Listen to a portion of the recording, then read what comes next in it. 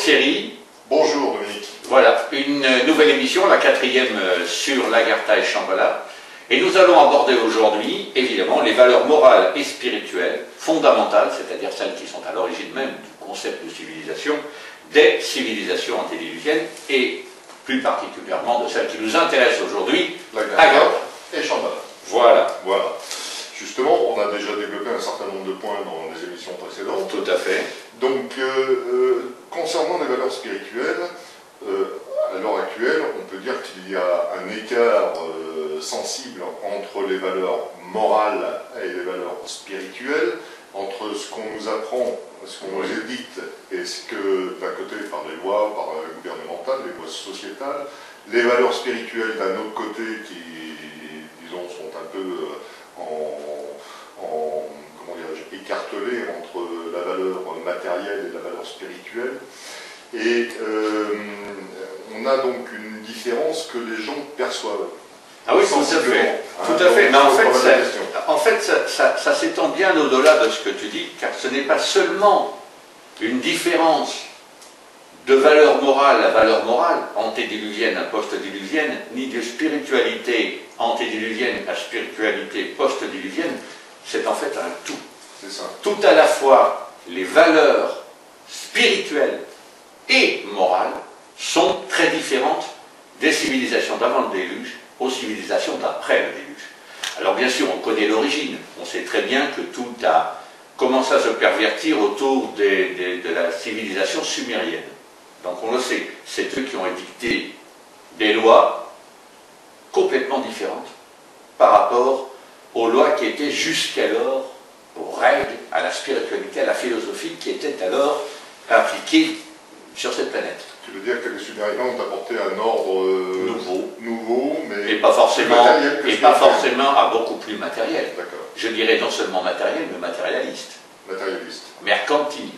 C'est quand même eux qui ont commencé à mettre en place, je dirais, les notions de commerce. Donc, avant eux, c'était du troc. C'est ça. Là, ils ont initié un certain nombre de choses, mais leur ordre nouveau, à mon sens, n'a pas été un ordre bienfaiteur pour l'humanité, mais au contraire, un ordre frustrant, castreur, un ordre limiteur d'action, de pensée, de mouvement.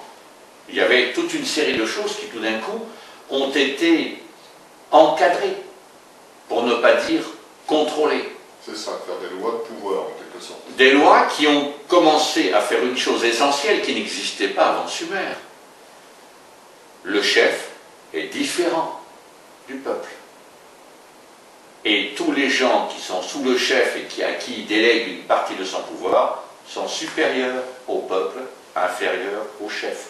La notion même de hiérarchie, et plus tard, notamment en Inde, la notion même de caste est née à ce moment-là. À partir de Sumer, c'est-à-dire à quoi? Moins 5000 à peu près? Moins 5000, moins 5500. D'accord. Donc je veux dire, c'est assez significatif, parce qu'à partir de là, quand tu commences à étudier toutes les dispositions, tu ne t'arrêtes pas à Sumer, il ne faut pas fixer. Sumer, Babylone, c'est ça. toutes les civilisations qui se sont succédées, se sont ensuite calquées, modifiées, selon les us et coutumes en place, selon les désirs des dirigeants, mais sont restés sur le tronc commun du sumérien. Alors que l'ordre antédiluvien était entièrement différent. On en a parlé déjà au niveau sociétal, il y a déjà une différence considérable, à commencer par le fait que le chef n'était pas respecté parce qu'il était puissant, mais parce qu'il était compétent. Dans les valeurs antédiluviennes. Dans les valeurs antédiluviennes. comme ça. Ouais. Mais alors que là... On avait l'Égypte, quand même, qui était... mais l'Égypte est une civilisation qui s'est inspirée très probablement de la dernière civilisation antédiluvienne, Atlantis, voire a été une colonie d'Atlantis, c'est tout à fait possible. Mais Atlantis était déjà perverti, on en était à la dernière. Atlantis a réagi dans un certain nombre de choses, si on s'en tient à Platon, qui n'étaient pas de nature antédiluvienne. Maintenant, on sait aussi qu'ils ont été soumis à des pressions qui les ont obligés à agir d'une manière qui était quand même radicalement différente à celle qu'ils auraient pu avoir s'ils n'avaient pas subi ce dérèglement climatique qui les a anéantis. Mais notamment, un exemple, on a plus ou moins comptabilisé, conceptualisé même, la population d'Atlantis. On est en train de parler d'une population qui était au moins de 3 millions d'individus. 3 millions de personnes obligées de quitter leur terre et qui aboutissent sur des plages, notamment les plages de France ou d'Espagne, là où il existe des villages qui sont considérés comme des villes et où tu as au maximum 2 ou 3 000 personnes, c'est considéré immédiatement comme une invasion, c'est clair. Même si c'est des naufragés. Faut s'imaginer, faut se projeter dans la Seconde Guerre mondiale, et tu te vois au débarquement de Normandie, et tu te dis, bon, ces gens-là ne viennent pas nous attaquer, forcément, hein, c'est pas comme là, c'est pas une configuration de guerre, mais des milliers de bateaux arrivent en direction de tes plages, et toi, t'es le petit natif du coin, avec le petit village, et tu te dis, mon Dieu, mais on va être complètement aplati par ces gens-là, quoi. Encore qu'elle est quand même essaimée dans tout le pourtour de... Elle a fait ce qu'elle a pu à ce moment-là, mais comme je le disais par rapport à Atlantis, Atlantis n'est jamais mort en un jour et une nuit, ça c'est une fable. Elle a été engloutie progressivement, et progressivement, au fur et à mesure que le territoire terrestre rétrécissait, eh bien, les gens quittaient le pays pour aller s'installer ailleurs. Ce que l'on apprend avec Platon des prêtres du temple de Saïs, je dirais c'est les derniers instants de cette civilisation. Mais elle est partie en déliquescence bien avant. Et il y a au moment de la grande déglaciation, qui a duré quand même 22 000 ans, en 22 000 ans, elle est passée de 110 000 km² à plus rien. Donc je veux dire, c'est à comprendre. Et donc, effectivement, les civilisations post-diluviennes ont fait une fracture à partir du déluge biblique. Ils ont fait une fracture et ils ont décidé de fonctionner de manière différente. Sumer n'est pas né au moment du déluge biblique. Le déluge biblique est né 4000 ans avant lui, avant la civilisation sumérienne.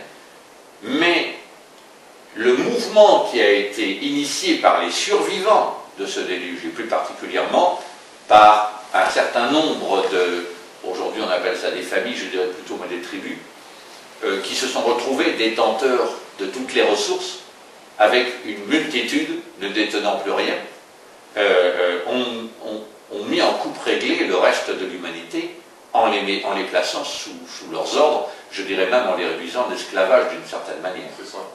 Donc, et depuis, nous ne le savons peut-être pas, mais nous sommes tous les jours en esclavage. Oui. Tout ce que nous faisons. Je te donne quelques exemples tout à fait concrets. Si on ne va pas travailler, d'abord si on ne trouve pas de travail, on meurt. On a besoin d'argent pour pouvoir se nourrir. Parce qu'aujourd'hui, rien n'est gratuit. Non, non. Nulle part. On a eu le droit au logement, rien. Je veux dire, regarde, quelqu'un qui n'a pas de logement, n'a pas de sécurité sociale, ne peut pas avoir de compte en banque, encore moins de boulot. Je veux dire, le simple fait de ne pas avoir de logement. Et aujourd'hui, personne ne s'inquiète, outre mesure, malgré tous les langages des politiques, de régler le problème définitif du droit au logement. C'est sûr. Alors qu'à l'époque antédiluvienne, pour te montrer la fracture, ne pas avoir de logement, c'était impensable. C'était tellement impensable que même quand des familles unissaient leurs enfants, c'est eux qui construisaient la maison du nouveau couple. Au moment du mariage, ils avaient leur maison. Enfin, du mariage de leur union, je dirais, puisque le mariage n'existait pas. Il n'y avait pas la notion donc, de propriété terrestre et de la terre appartenait à tout le monde. C'est-à-dire, la terre appartenait, devait certainement y avoir une notion de droit d'exister et de droit d'être. Un peu le principe de ta liberté s'arrête là où commence celle d'autrui. Mais il n'y avait pas ce côté possesseur, ce côté fourchu, griffu, de c'est à moi, tu rentres pas, tu touches pas, tu fais rien, quoi. Tu vois, je veux dire, je suis sûr qu'un antédiluvien qui circulait en bordure d'un chemin et qui avait envie de ramasser une pomme qui était dans la propriété du gars, le gars n'allait pas lui envoyer 2 coups de chevrotine parce qu'il piquait la pomme, quoi. Alors qu'aujourd'hui, c'est plutôt ça. C'est bien ça. Donc, c'était très différent, et le public aujourd'hui, l'humanité tout entière, sent quand même qu'il y a quelque chose qui ne va pas dans notre civilisation. Bien sûr. Parce que, d'ailleurs, c'est le propre de tout ce qui se passe aujourd'hui, même les gilets jaunes et tout. Les gilets jaunes, c'est comment dirais-je, c'est résiduel en rapport de la masse de problèmes. Si tu veux, le côté, moi je ne peux pas finir la fin de mois, je gueule parce que je ne peux pas finir une fin de mois, c'est quand même un ressenti qui vient des mondes antédiluviens. Comment se fait-il que je ne puisse pas manger à ma faim? C'est ça. Comment se fait-il que je ne puisse pas avoir mon toit? Et les gens se disent, il y a bien eu un moment sur cette terre où les gens avaient droit à un toit. Ouais. Sauf que dans cette civilisation post-diluvienne, on te renvoie à la préhistoire en te disant la dernière fois que tu avais eu droit à un toit, c'est une grotte. C'est ça. Alors que, oui, encore aujourd'hui, tu l'as vu avec Göbekli Tepe, on est en train de nous dire des chasseurs-cueilleurs à moins 12 000, et on trouve un temple. On trouve des écritures et des glyphes à moins 12 000. Bon, je vais peut-être être un peu sec, enfin tu me connais avec mon franc-parler, il faut arrêter le foutage de gueule, quoi. bien sûr. Il y a quand même un vrai problème entre ce que l'histoire officielle veut nous raconter et les faits sur le terrain. Oui, ça on est conscient qu'il y a une certaine manipulation de masse, on va dire. De toute Oui, façon, elle est encore indéfinie, tu vois, elle est encore brumeuse, mais aujourd'hui, il n'y a plus personne qui pense sérieusement que la préhistoire a existé. Moi, je te signale que je suis un négationniste de la préhistoire. on ne peut pas nier, malgré tout, quelques traces. Non, je les nie Tu les nies. totalement, et je vais t'expliquer pourquoi. Donc Lascaux, Tout. vous voulez pas tout. Tout. Je nie tout, et je vais t'expliquer pourquoi. Je vais te donner une démonstration, et j'invite n'importe quel archéologue, paléontologue, anthropologue à me démontrer le contraire, de manière certaine. Ça va être balèze pour eux. Imagine un navire de croisière tout à fait actuel, d'accord, qui a un problème et qui sombre. Quelqu'un filme la scène.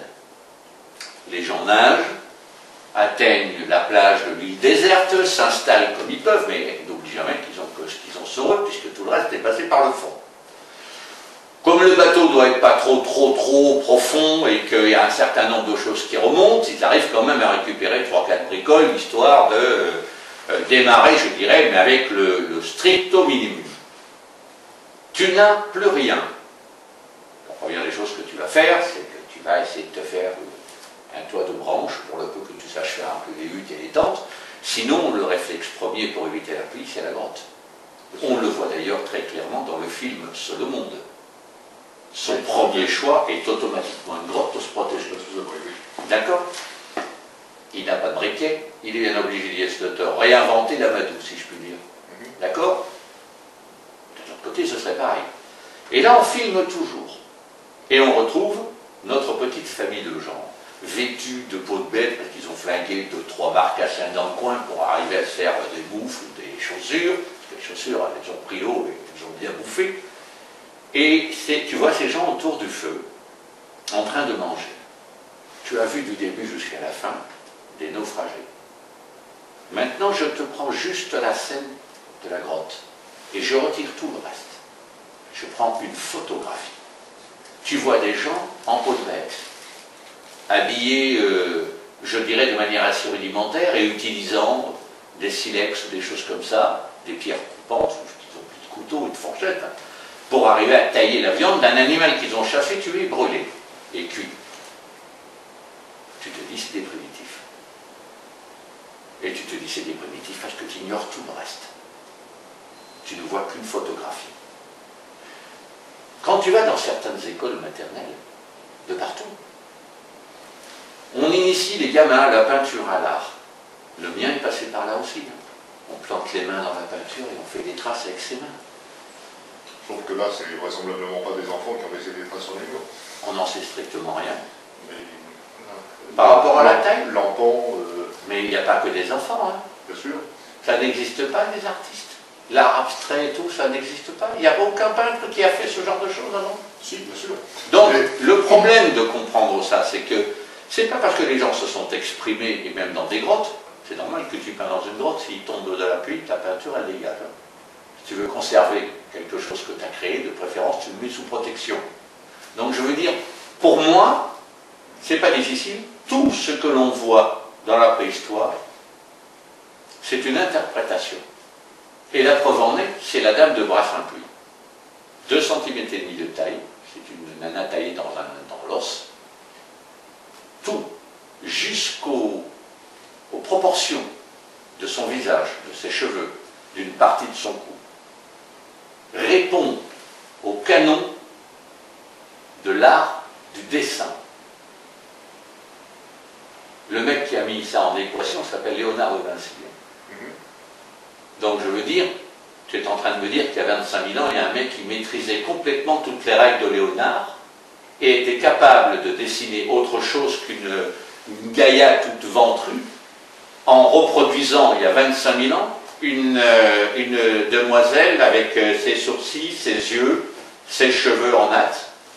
Et on ne peut pas écarter, malgré tout, dans certaines représentations, un symbolisme qui a été dans le... Mais ce n'est pas la seule pierre, ce n'est pas la seule pièce. Je pense ça en œuvre d'art en proportion, qui peut être une exécution parfaite. Et puis ensuite, quand on parle de déesse Gaïa ou de telle forme de ventrue, là on est plus peut-être sur un côté de recherche spirituelle ou de... Ah mais de toute façon, mais peu importe quel était le motif qui a créé l'objet, ce qui est important, c'est de se dire que la connaissance des éléments qui étaient nécessaires pour réaliser cet objet, et qui étaient là tout à fait scientifiques, c'est de la géométrie. Oui. Je veux dire, n'était pas censé être en possession des personnes qui étaient censées habiter là. Je vais même te donner une chose. On nous dit le cheval a été domestiqué il y a environ 8000 ans. Pourtant, on trouve des choses qui ont plus de 20 000 ans. Je ne sais plus de quelle région de France tu as des figurations, hein, donc des figurations, hein, pas des gravures, des peintures, des constructions, enfin des sculptures, d'un cheval possédant un harnais. Tu peux me l'expliquer? Ça, il est clair hein, que c'est un harnais, c'est pas un défaut. Ça, à la limite, bon, je ne remets pas en cause le fait qu'il ait pu, par contre, cohabiter à une époque aussi de... Non, mais moi, personnellement, je ne nie pas non plus, parce que ça existe encore aujourd'hui, le fait qu'il existe des civilisations primitives à côté d'un autre. Voilà. Mais, avec deux origines peut-être distinctes, deux évolutions. Mais c'est pas ce que veulent nous dire les historiens. Les historiens nous disent nous sommes tous de parfaits abrutis sur l'intégralité de la planète. Et là, je dis non. Donc, je dis non. Une branche évoluée, plusieurs branches évoluées. Je te l'ai déjà dit tout à l'heure, et même en off, mais je te l'ai dit aussi dans les émissions précédentes. Il faut faire aussi là une différence entre l'humanien et l'humain. C'est ça. L'humain a poursuivi plus ou moins seul son évolution. L'humanien était là depuis toujours. Il est même tellement là qu'il serait encore là, au moins au niveau de sa civilisation. Et ça ne veut pas dire pour autant que parce que l'Agartha existerait, toutes nos civilisations créées avant, ce serait du domaine du rêve, quoi. Elles sont bien concrètes, elles ont toutes bien existé, tu vois. Après, elles sont largement imparfaites si on fait la comparaison. Mais ça ne veut pas dire pour autant que deux niveaux de civilisation différents ne vivaient pas sur la même planète.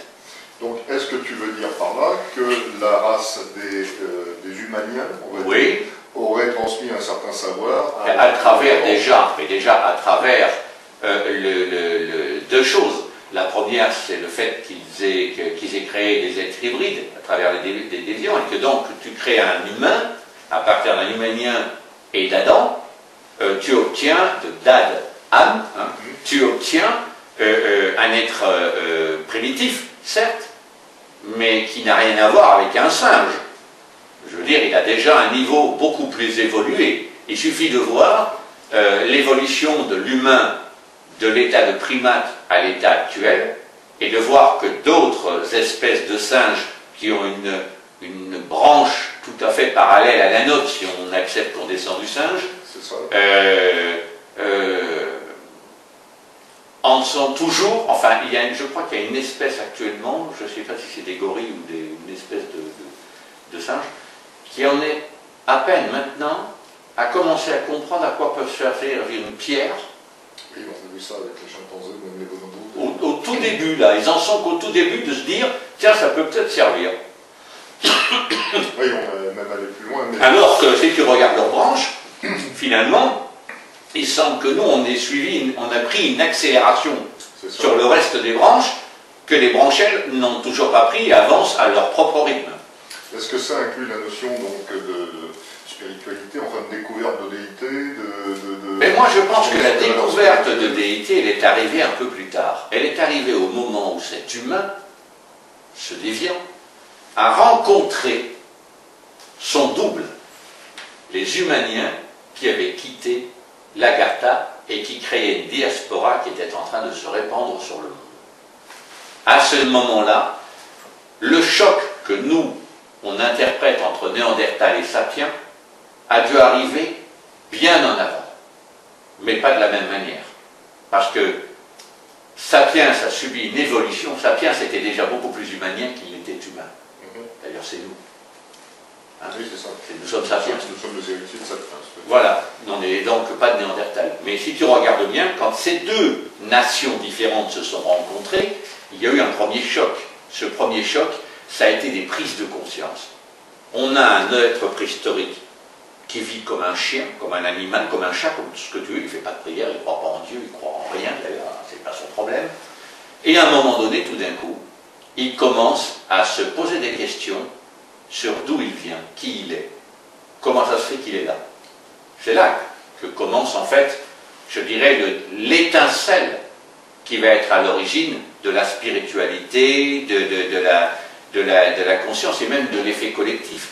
Chacun vient un peu pour lui, et puis à un moment donné, il s'aperçoit que il y a des autres, et puis que ces autres, si on se met ensemble, ça va beaucoup mieux que si on est tout seul, etc., etc. Il y a eu donc pour moi deux chocs. Un premier, quand Adam a été croisé avec nous, puis un deuxième choc, quand cet Adam croisé, qu'on va appeler humain, a rencontré l'humanien bridé, si je puis dire, qui se sont rencontrés et ils n'étaient pas incompatibles, ils étaient même moins incompatibles que ne pourraient l'être Néandertal et Sapiens. Donc ils étaient, on va dire, tout à fait fusionnables. Il y a eu ce premier éclair de conscience qui a fait que Sapiens est devenu Sapiens. Je te rappelle quand même que Sapiens, ça veut dire l'homme sage. C'est ça. Celui qui sait, qui réfléchit, qui pense. Oui, qui a la connaissance. On va dire, qui a déjà conscience de qui il est. Voilà. Et à partir de là, on a un développement de l'être humain qui rencontre, je dirais, la version non, j'allais dire pas non, la version tout aussi pure du véritable propriétaire de Gaïa, de la Terre, qui est Néandertal, qui lui n'est couplé avec rien, n'a pas le moindre jaune de nous. Nous, on a du gène, on a une infinité de gènes, mais on l'a, le gène de Néandertal en nous. Ça a été reconnu scientifiquement et tout. Néandertal, si tu fouilles ses os, tu ne trouves pas des gènes de Sapiens. Il est pur, en quelque sorte. Et qu'est-ce qui est arrivé? Il est arrivé au moment des 30-40 000 dernières années, là, un choc extrêmement violent, violent au sens psychologique du terme. Hein. Il n'y a pas eu de massacre ni de génocide. Hein. On n'a aucune preuve, d'une part sur cette terre, que Sapiens a massacré Néandertal. Hein. Au contraire, on s'est même aperçu qu'ils ont souvent essayé de travailler ensemble, de faire des choses ensemble. Donc, et que Néandertal a eu une action imitatrice. Il s'est inspiré de Sapiens. La plupart des choses qu'il a créées, inventées, sont des copies, en général plus médiocres que l'original, de choses qu'a fait Sapiens. Donc il s'est rapproché de Sapiens pour évoluer, mais il n'a rien conçu. Le concepteur, c'était Sapiens. D'accord? Donc, à partir de là, choc il y a 30, 35, 40 000 ans, Néandertal rencontre Sapiens de manière nette en 5000 ans. 5000. On les a balayés. Il n'y a pas eu de sélection naturelle, quoi que l'archéologie, la paléontologie et l'anthropologie disent. Il n'y a pas eu naturel, puisqu'il y a déjà eu hybridation. Ça ne peut pas être naturel, tu vois. Le problème, c'est que l'humain 1, on va dire la version 1.0 de l'humain néandertal, a rencontré l'humain 2.0, le croisé lumanien, et que le premier était infiniment moins adapté que le deuxième, et la dernière ère glaciaire les a balayés. Ils étaient incapables d'imaginer des solutions pour conserver les denrées, pour les protéger, pour savoir quoi faire. Les gars étaient sous la glace. Comment chercher un poisson sous la glace? S'il y a de la glace, il faut imaginer un objet pour percer la glace, pour aller chercher le poisson. Tu vois, je veux dire, on entre dans un concept auquel Néandertal n'était pas du tout préparé. Il était encore en évolution. Si nous n'avions jamais existé, peut-être que l'être humain qui existerait aujourd'hui serait uniquement Néandertal, mais serait probablement moins évolué que nous. Je placerais volontiers Néandertal autour du médiéval aujourd'hui. Tu vois, sans notre intervention. Là, le problème, c'est que nous l'avons balayé. Nous ne lui avons laissé aucune chance, mais ça n'a pas été volontaire de notre part. Il s'est opéré une sélection, on va mettre des guillemets, à naturel, qui a dit la meilleure des espèces reste. C'est le principe darwinien. Donc pour toi, il resterait des Homo sapiens, enfin sapiens, c'est sa descendance. Néandertal aurait été... Je ne dis pas qu'il a intégralement disparu. Je dis qu'à l'heure d'aujourd'hui, nous n'avons aucune trace de lui, mais il faut quand même savoir, et je suis un explorateur donc bien placé pour pouvoir en parler, qu'il existe des zones entières où sur les cartes géographiques, on te met du vert, du bleu, du blanc, de ce que tu veux, mais il n'y a jamais personne qui est allé là. Je peux donner une zone en Amazonie qui fait 800 km², c'est pas rien, il n'y a pas un chat qui est allé poser son pied là-bas. D'ailleurs, le peu qui est allé, il n'en est jamais revenu. Peut-être même il a servi de steak à des gens, et il y a certaines populations qui ont été survolées par avion et qui ont copieusement enfléché les avions pour que les gars leur foutent la paix. D'ailleurs, même au Brésil, j'ai un frère au Brésil, j'ai de la famille au Brésil, et mon frère est architecte, il construisait, maintenant il est à la retraite, mais il construisait des barrages. Donc il allait loin, sur les grands fleuves, et il m'a souvent parlé que l'armée interdisait le contact avec la population indigène, et que la population indigène n'était pas très très sympa non plus, hein, avec les Blancs. Parce que les Blancs, à part leur apporter la maladie et les blinder, et les dépouiller de tout, c'est le syndrome, hein, une civilisation évoluée, plus évoluée que nous, en principe, c'est pas nous qui avons le dessus. Hein. Donc, oui, bien sûr. Voilà. Donc au niveau, si tu veux, au niveau des valeurs, ces valeurs étaient complètement différentes, sont ressenties différentes, plein de choses que le tout un chacun, même dès l'enfance, ressent comme injuste ou juste.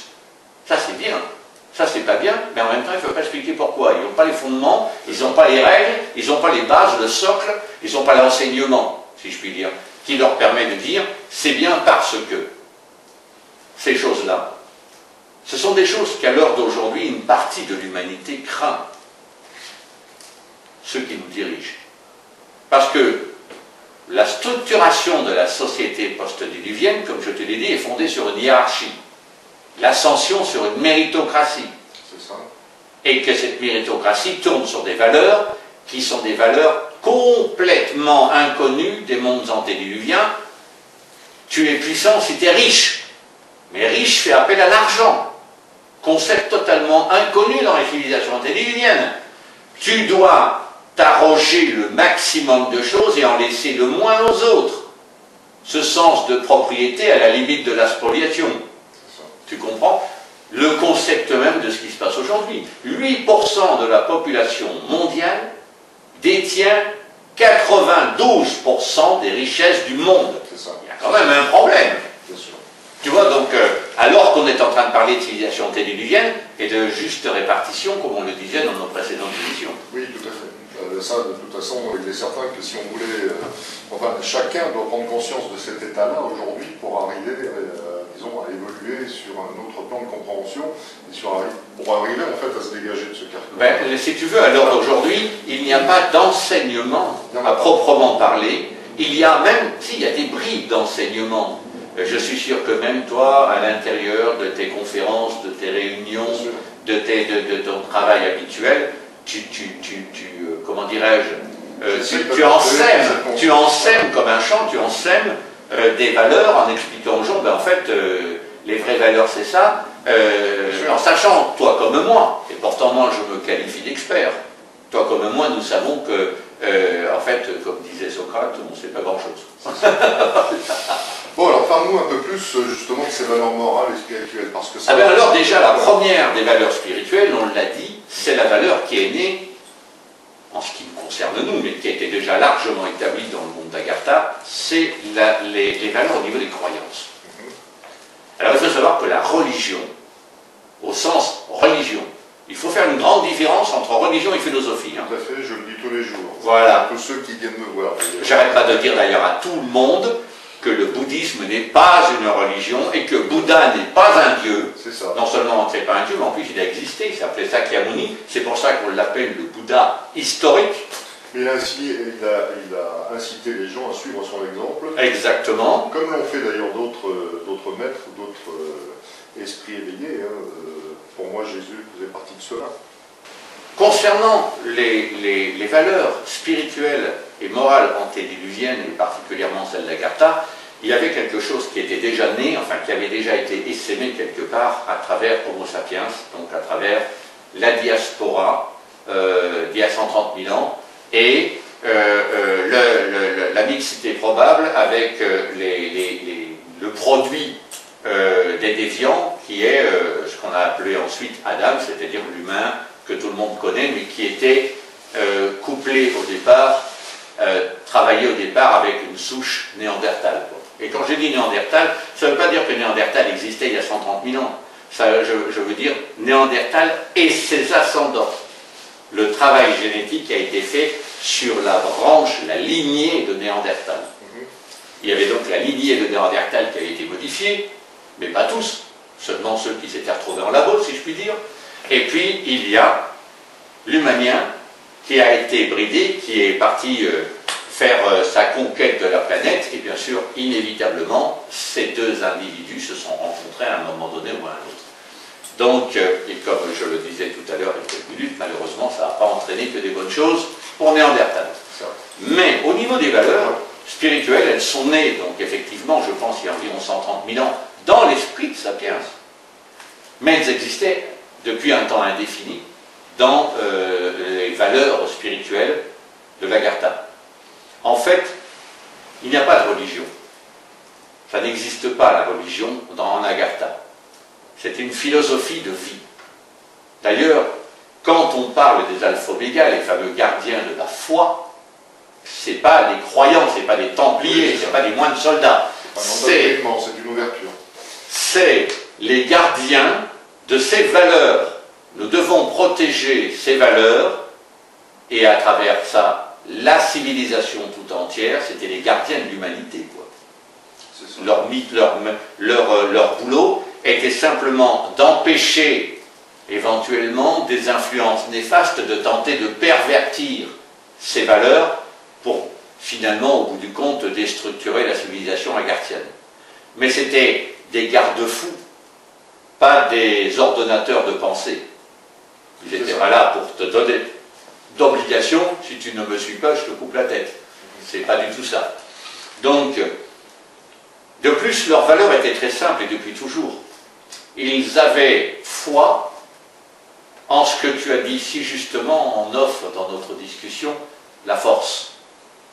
Cette chose indéfinie qui est partout, qui est très bien décrite dans Star Wars, qui est à la fois à l'extérieur et à l'intérieur de toi, qui rayonne partout et qui est intelligente au point de structurer l'univers dans une complexité qui va échapper à l'entendement de l'humain, puisque l'humain n'est qu'une infinitésimale partie de cet univers. Bien sûr.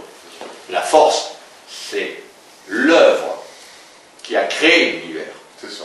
Ce qu'on peut, nous, dans notre langage, communément appeler Dieu, ou la source, ou en tout cas, quel que soit le nom qu'on lui donne, l'origine, c'est cette force primordiale qui organise et qui structure, en fait, l'ensemble de ce qu'on appelle la création. Et ça, ils étaient extrêmement conscients. D'ailleurs, ils appelaient ça, cette chose, l'un, L'-U-N, l'un, l'unité, la chose qui est la seule chose dans l'esprit des Agarthiens. Un an dans un moine tibétain, ça m'a permis de faire quelques ouvertures, qui aux yeux des civilisations antédiluviennes était structurée. Tout le reste, eux inclus, était à structurer. On est dans une structuration permanente, une recherche de la perfection permanente, et pour être en perfection permanente, il faut être en éveil permanent, et il faut atteindre des degrés d'éveil, dont le plus haut degré d'éveil, c'est le nirvana. C'est ça.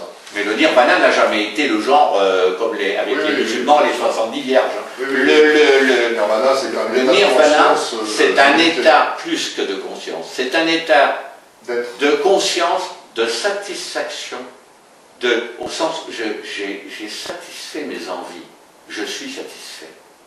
C'est ce côté-là. Peut-être autrement en disant je fais partie du tout. Et... Non, je suis à l'aise dans ce tout, j'ai trouvé ma place. C'est ça. J'ai trouvé ma place. Le nirvana, c'est un état de bien-être aussi, c'est un état de bonheur. Le bonheur ne se trouve pas. C'est toi qui le fabriques et tu le construis brique par brique et tu peux avoir des niveaux de bonheur, le nirvana étant ce qu'il y a de mieux.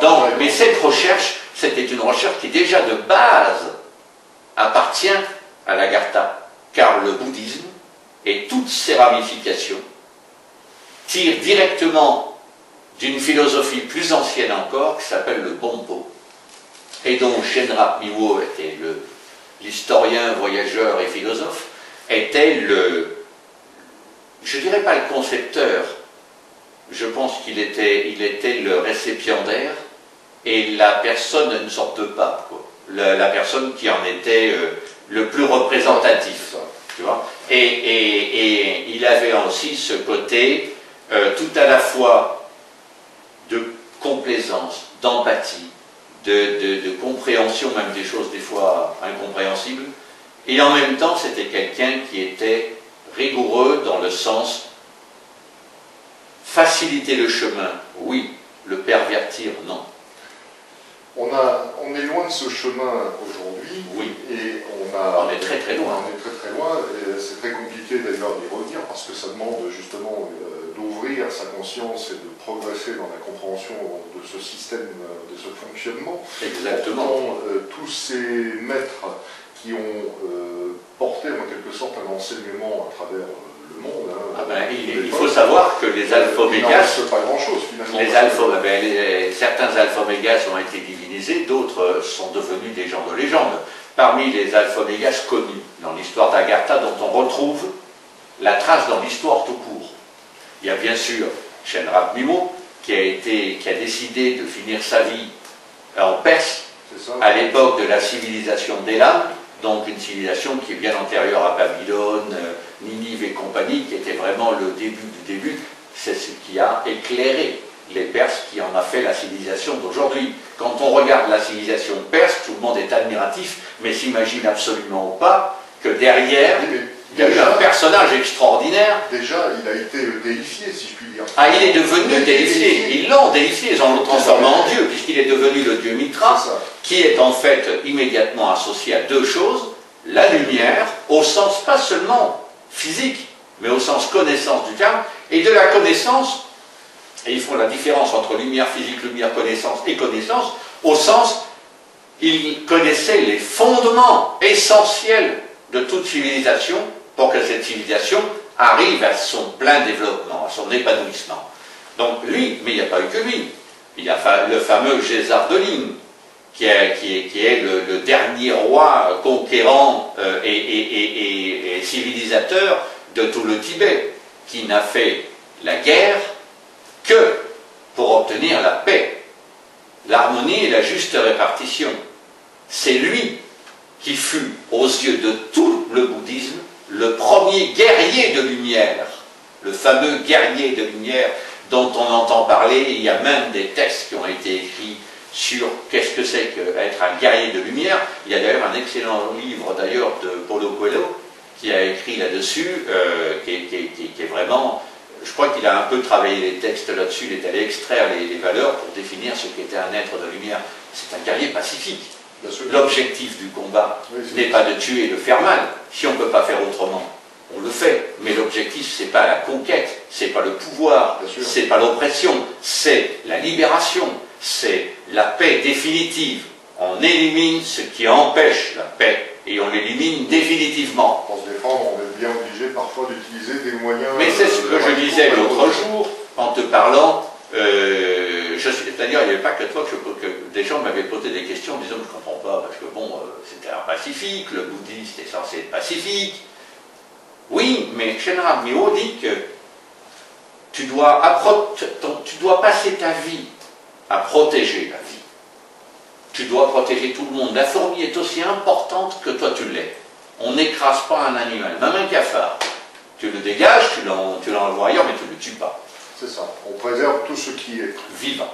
Voilà, exactement, la vie est importante. Et à l'époque du Bonpo, ça va au-delà du bouddhisme. Le Bonpo est l'essence, l'extrait, comme on parlerait d'un parfum. L'extrait du bouddhisme, c'est le Bonpo. Et le Bonpo dit, même la pierre a une conscience. C'est ça. Et moi, donc c'est très important de voir ça. Mais à côté de ça, Shenra Myo dit attention, si quelque chose maintenant, fût-il vivant, n'œuvre que pour détruire le vivant, alors nous ne devons pas hésiter à le supprimer, parce qu'il est une atteinte au vivant. Alors, est-ce que ça, c'est l'héritage justement de la civilisation de l'Agartha et de son expérience avec... les fameux Arsul. Arsul qui sont... Non, ils l'avaient déjà depuis longtemps. Ils l'avaient depuis longtemps. Ils avaient atteint un niveau 6 de civilisation. Je te rappelle, on n'en a pas parlé parce qu'on n'en aura ni le temps ni l'humain, mais il faudra à un moment donné qu'on en parle. Ils étaient dans une civilisation tellement évoluée qu'ils n'avaient plus d'armée, ils n'avaient pas d'armement, ils n'avaient pas de moyens de se défendre, ils n'avaient aucune raison de se défendre. 100 000 mondes se géraient entre eux sur leur civilisation à l'époque, hors terre. Ils n'avaient absolument aucune raison d'entretenir une armée, de faire la police. L'intégralité de ces gens avait atteint un tel niveau de conscience, un tel niveau civilisationnel, que même simplement l'idée d'être en guerre avec quelqu'un d'autre, c'était quelque chose, je ne sais pas moi, aussi extrêmement primitif.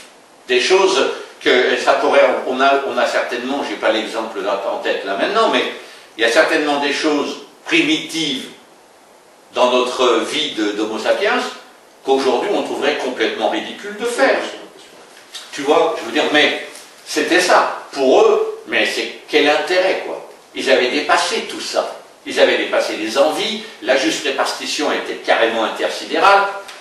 Je veux dire, et c'était un monde heureux, pour ne pas dire parfait. Il n'y avait aucune raison. Et ils se sont retrouvés face à des barbares, rien de plus. Ils ont eu le même sort que l'Empire romain. Les Germains, avec leur tête à l'aric, quand ils sont rentrés dans Rome, ils l'ont foutu au feu, hein, la Rome. Et je te dis même pas ce qu'ils ont fait de l'empereur sur le coup. Hein. Ils ont fait, comment on va dire ça, ils ont élagué, hein, et bien. Donc je veux dire, de ce côté-là, c'est très très clair. La civilisation agarthienne, quand elle était ici, était empreinte de valeurs qui dépassaient même sa simple présence.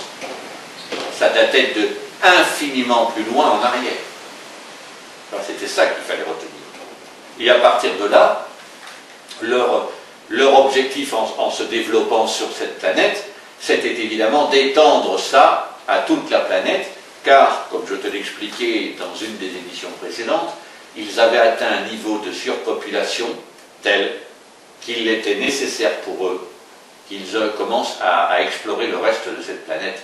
De plus, ça faisait quand même quelques centaines de milliers d'années qu'ils n'avaient plus de nouvelles des gaillards, là, donc ils ont des Arsul, donc ils ont décidé de se dire, ben, peut-être que si maintenant on explore, on ne risque pas de se faire survoler par ces gens-là. Donc ils ont vraiment commencé à tenter le développement. Ceci dit, les sages d'Agartha ont décidé quand même que l'humanien, tout humanien surpuissant qu'il était, on allait un petit peu l'abrutir pour lui limiter ses pouvoirs, de manière à ce que chaque petit individu humanien ne se prenne pas comme un petit dieu là où il va s'installer.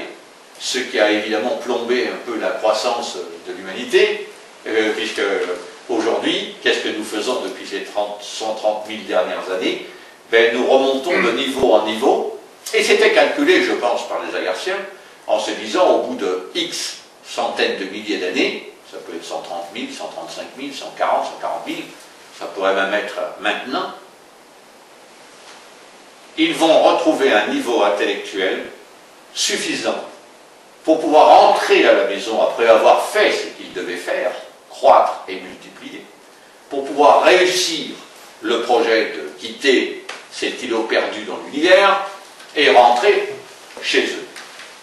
Donc, nous sommes peut-être dans une phase où notre prise de conscience, notre éveil, notre spiritualité n'est pas, elle est encore à venir.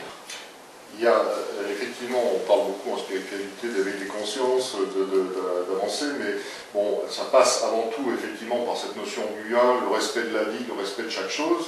Exactement. Donc, aujourd'hui, malheureusement, la plupart des gens restent, évidemment, enfermés, ou la tête sous l'eau, à cause, disons, de certains besoins matériels, et pour l'instant...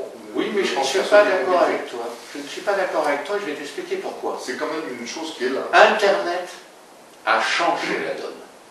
C'est vrai. Internet, pour les puissants et les dirigeants, c'est un outil absolument cauchemardesque. Ils n'arrivent absolument pas à gérer Internet.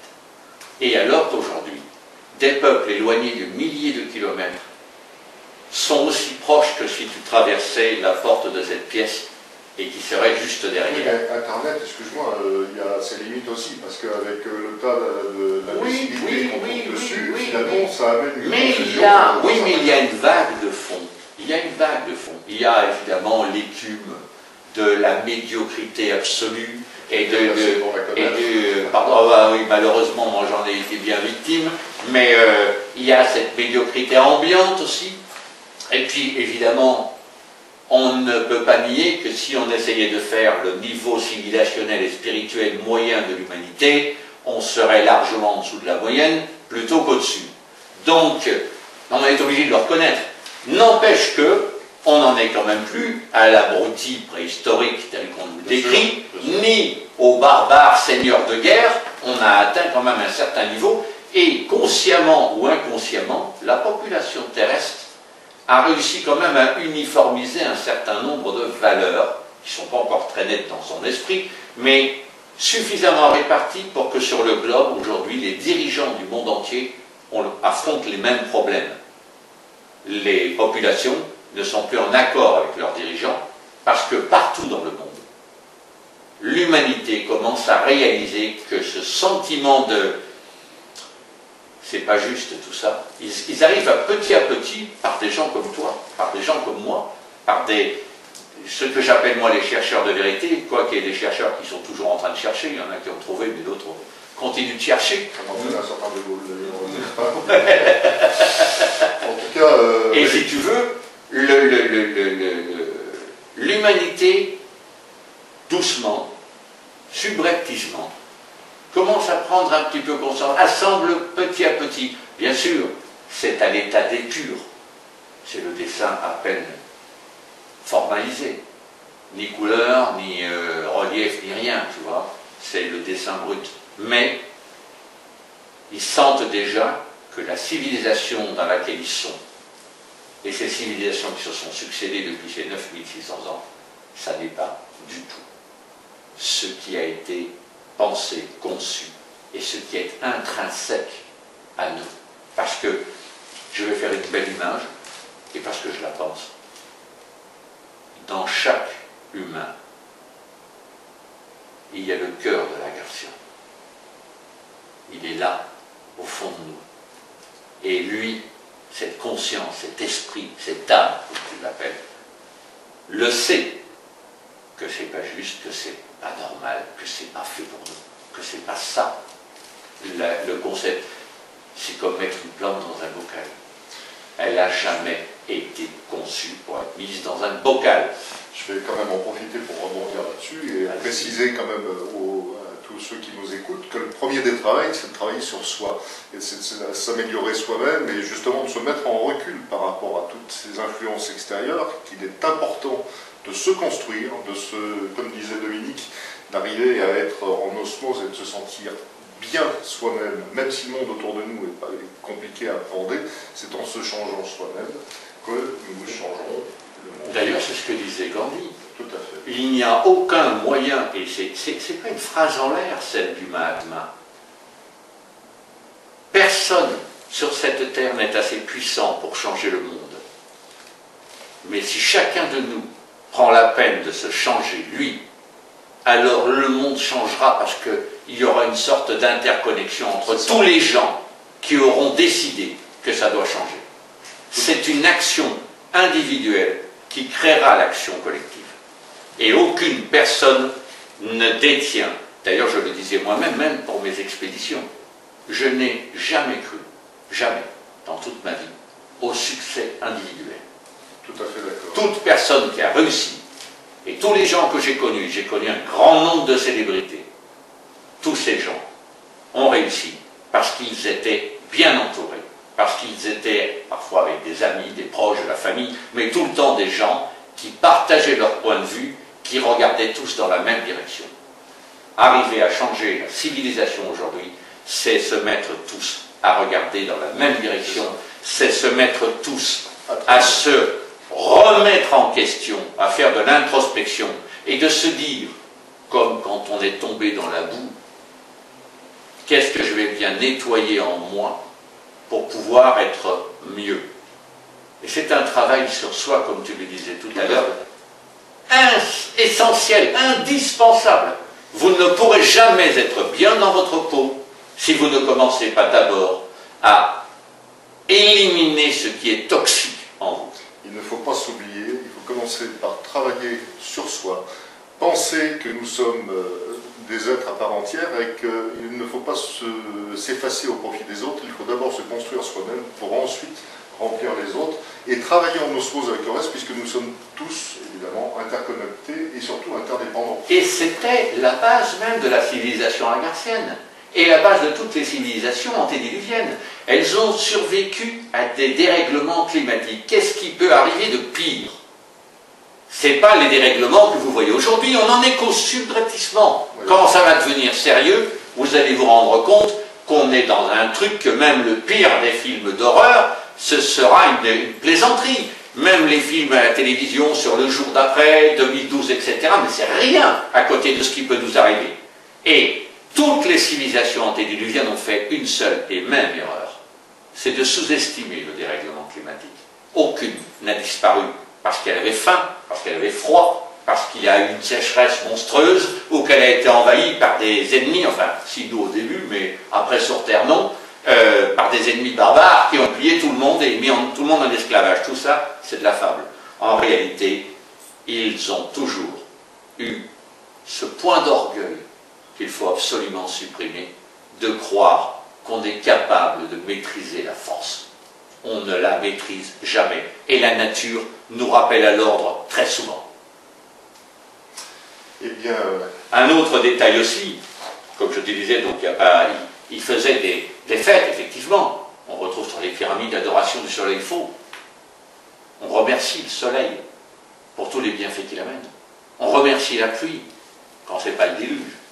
On remercie le soleil quand ce n'est pas la sécheresse. Ça n'empêche pas qu'on monte quand même dire au soleil, t'es gentil, mais tu calmes le jeu là, parce que la sécheresse, c'est un peu chaud. Mais tout le monde a toujours pensé que du coup, il personnifiait ça comme un personnage au-dessus. C'est tout aussi ridicule que Dieu avec sa longue barbe au sommet d'une montagne assis sur un siège. C'est quoi ça? Moi j'appelle ça simplement comment on appelle ça encore ça, de l'anthropomorphisme. C'est-à-dire de décider que... Ça, donner forme humaine à quelque chose qui ne l'est pas. Voilà. Et donc, il y a ça, mais il n'y avait pas que ça. À cause des problèmes des dérèglements climatiques, les civilisations antédiluviennes ont fait quelque chose qui n'existe pas dans la nôtre. Parce que ça a été soigneusement effacé, et pour cause. Ce serait une sécurité en cas de carnage nouveau. C'est que les civilisations antédiluviennes avaient des valeurs de fraternité. On ne se lâche pas, on n'abandonne personne, même si on ne connaît pas la personne. peut-être même on meurt en allant secourir quelqu'un. Bien sûr. La solidarité, on partage tout. Il faut absolument que tout le monde puisse manger à sa faim. On a un pain, on est 12, on divise par 12. Ah oui, je mangerai qu'un 12e de mon pain. Mais si demain je n'ai pas à manger, que ce gars qui n'avait pas de pain aujourd'hui a un pain, il le divisera par 12. C'est ça. C'est le plus important, l'assistance. Quand on regarde les civilisations antédiluviennes, on s'aperçoit par exemple que l'assistance, elle va très loin. Il n'y a personne qui est mis sur le chemin. On regarde la sécurité, elle était au minimum. L'ordre public, ça ne veut rien dire. C'est ça. Je veux dire, défendre quelque chose, ça ne veut rien dire. Et ce qu'on peut rapidement brosser, pour reprendre les différents éléments, fraternité, parlons-en. Fraternité. L'humanité entière est une famille. Ça, c'est le concept agarthien. Il n'y a pas c'est eux, c'est nous. Nous, c'est tout le monde. Parce que le concept est un. C'est ça, un. On est tous, ça ne peut pas. Noir, jaune, rouge, tout le monde s'en fout. On est un. Et on s'appelle l'humanité. On ne s'appelle pas les terriens, on s'appelle l'humanité. Comme si le savoir d'ailleurs avait été distribué de façon différente entre les continents, comme s'il y avait une fraction sur chaque continent, symbolisée par des couleurs. Exactement. On voit les anneaux olympiques d'ailleurs qui ressemblent. Ah mais ça va beaucoup plus loin que ça. Tu sais que les couleurs, notamment le blanc, le rouge, le noir, qui sont les couleurs d'Atlantis, sont des couleurs qui ont un sens. Je t'en parlerai dans une autre émission. Dans les civilisations antédiluviennes, une couleur exprimait quelque chose, une valeur. Et donc, par exemple, fraternité toujours. Vous êtes une famille, vous êtes tous ensemble, vous n'avez pas à manger à côté pour une raison X ou Y. La famille d'à côté vient vous porter assistance et vous donner à manger. Vous n'avez plus de toit, il y a eu un machin, votre baraque est pliée. Toutes les familles autour vous proposent l'hébergement, instantanément, spontanément, sans la moindre arrière-pensée, sans vous demander un franc, rien. C'est ça, la solidarité agarthienne, la solidarité des civilisations antédiluviennes qui n'existe plus aujourd'hui. Vous aviez une famille qui est tuée dans un accident de voiture, ne reste le gamin.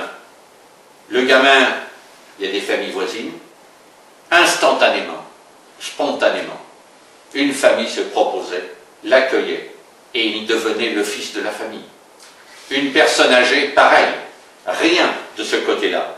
Au niveau de la solidarité, impossible d'imaginer, je te le disais en off, on prendrait un agarthien, on le téléporte aujourd'hui dans notre civilisation, il devient fou. Il devient fou. Qu'on soit obligé de payer pour tout ça, il devient fou. De voir un gars dans la rue demander de l'argent pour pouvoir bouffer, il devient fou. Qu'on lui raconte qu'il y a des gens qui n'ont pas de logement et qui n'en auront jamais, mais il devient encore plus fou. Et je veux dire, et que les gens puissent médire les uns sur les autres, ça le dépasse intégralement, quoi. Donc je veux dire, c'est déjà ces valeurs-là. Autre valeur, sur le point de vue économique, c'était évidemment le partage, l'équité, la redistribution, l'égalité des chances. Il n'y avait pas des gens considérés comme des abrutis et d'autres comme des lumières. Tout le monde... Chacun à sa place. Non, mais ça va bien plus loin que ça. C'était « Nous pouvons être dans le jugement ». Phrase qui a été reprise par Jésus. Ne juge pas si tu ne veux pas être jugé. Exactement. C'était exactement ça. Le jugement n'existait pas, le préjugé n'existait pas. Simplement se faire une idée sur quelqu'un, c'est de l'ordre de la médiocrité, de l'idiocratie absolue pour un agarthien. Mais le mec, il va se demander si t'as pas un réflexe simiesque.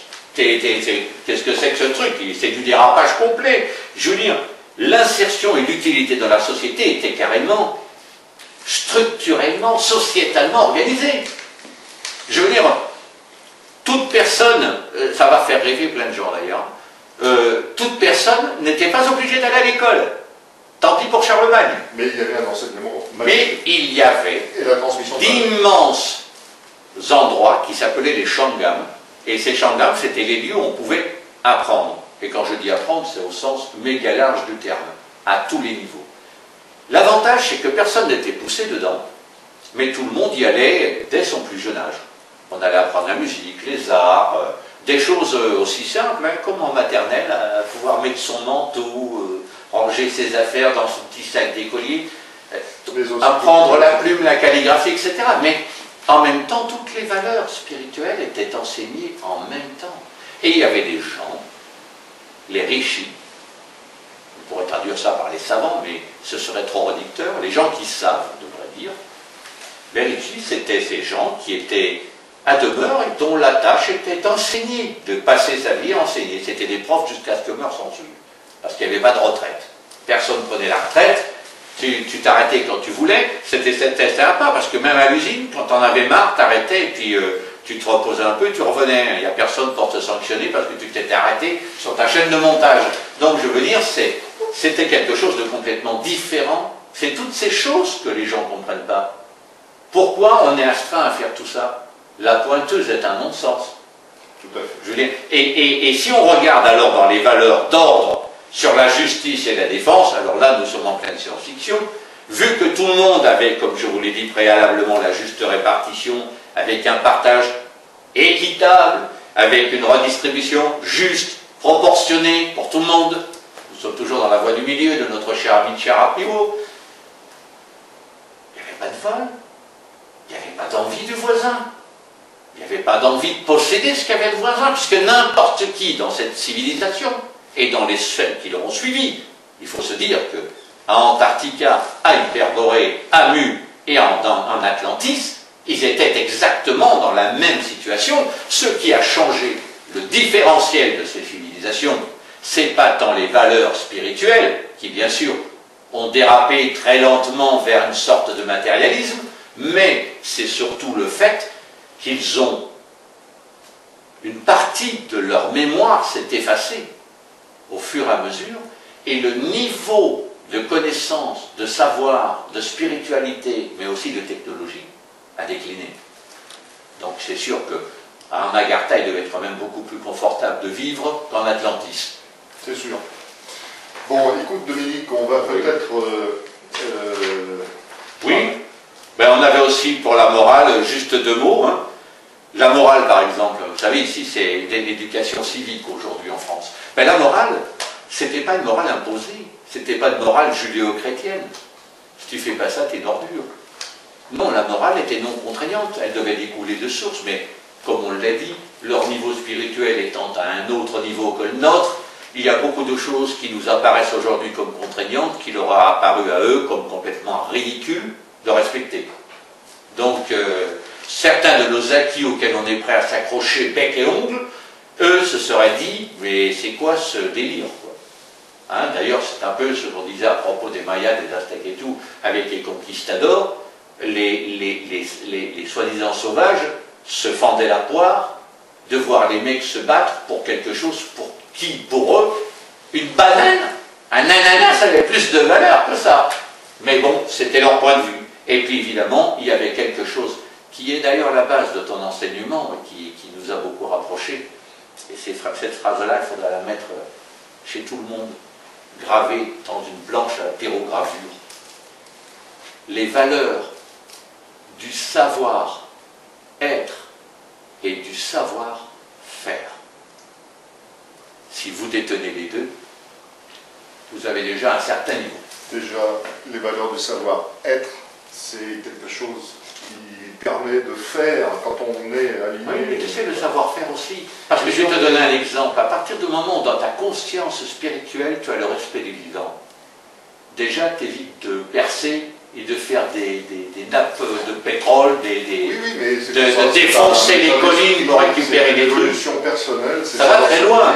Ça va très loin. Savoir-être, c'est acquérir la conscience. Savoir-faire, c'est savoir utiliser les bons outils parce qu'on a la conscience. Ça, je pense que ça vient naturellement. Ça devrait se décliner. Je suis d'accord avec toi. Donc voilà les grandes valeurs fondamentales antédiluviennes et la différence énorme qui existe entre notre civilisation post-diluvienne et les civilisations antédiluviennes. Et comme je te le disais en début d'émission, la raison de cette dichotomie interne, intrinsèque à chaque humain, qui se dit, il y a quand même quelque chose qui va pas. J'aime bien la phrase de Hamlet dans, je ne sais plus il y a aussi être, ne pas être, alors c'est complètement le sujet, mais il y a aussi, il y a quelque chose pourri au royaume du Danemark, là je dirais il y a quelque chose de pourri sur cette planète et il y a quelque chose à régler. Et l'Agartha, redécouvrir l'Agartha.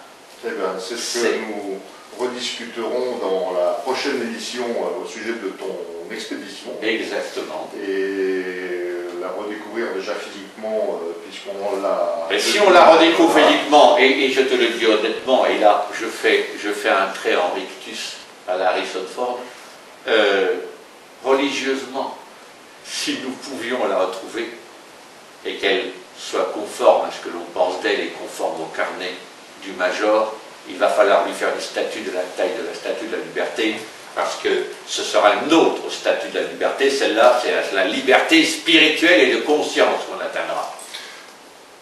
Merci Dominique. Merci beaucoup. On prépare la prochaine, oui. On a hâte d'en savoir un peu plus maintenant physiquement. Et merci déjà d'avoir redéfini toutes ces valeurs spirituelles. Et puis, de toute façon, j'allais dire que je prêchais quelqu'un qui les connaissait déjà, c'était surtout pour notre public, pour les téléspectateurs et les téléspectatrices. Je pense que c'est une certaine... Enfin, on vous envoie de l'espoir, de la lumière. Et je suis content de faire ça parce que après 35 ans de baroude et de recherche de civilisation télévizienne, vous ne pouvez pas imaginer à quel point ça me fait plaisir de pouvoir vous dire peut-être que vous n'espérez finalement pas pour rien.